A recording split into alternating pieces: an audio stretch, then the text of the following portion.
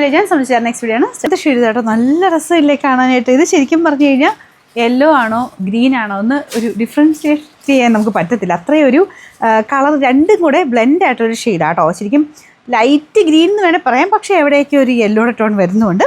അതിൻ്റെ അകത്ത് colour combination നല്ലൊരു പിങ്കിൻ്റെ കോമ്പിനേഷനാണ് കൊടുത്തേക്കുന്നത്.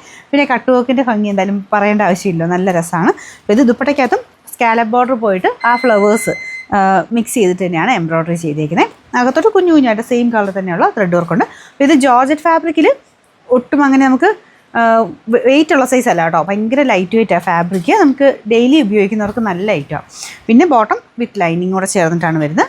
Number AJ 346, rate 960. അടുത്ത ഷെയ്ഡ് ലൈറ്റ് ലാവൻഡർ ഷെയ്ഡാണ് കേട്ടോ. അപ്പോൾ ഇതിൻ്റെ അകത്തും ആ കോമ്പിനേഷനൊക്കെ almost same, peach pink mixed type flower ഡിസൈനാണ്. പിന്നെ കട്ട് വർക്കാണ് മെയിൻ കൊടുത്തേക്കുന്നത്. ദുപ്പട്ട ഇതുപോലെ വരും, നല്ല ലെങ്ത് ഒക്കെ ഉള്ള ഐറ്റം കേട്ടോ. ബോട്ടം വിത്ത് ലൈനിങ്ങും ഉണ്ട്. Number AJ 345, rate 960. ലാസ്റ്റത്തെ കളർ വരുന്നത് ഗ്രീൻ ഷെയ്ഡാണ്.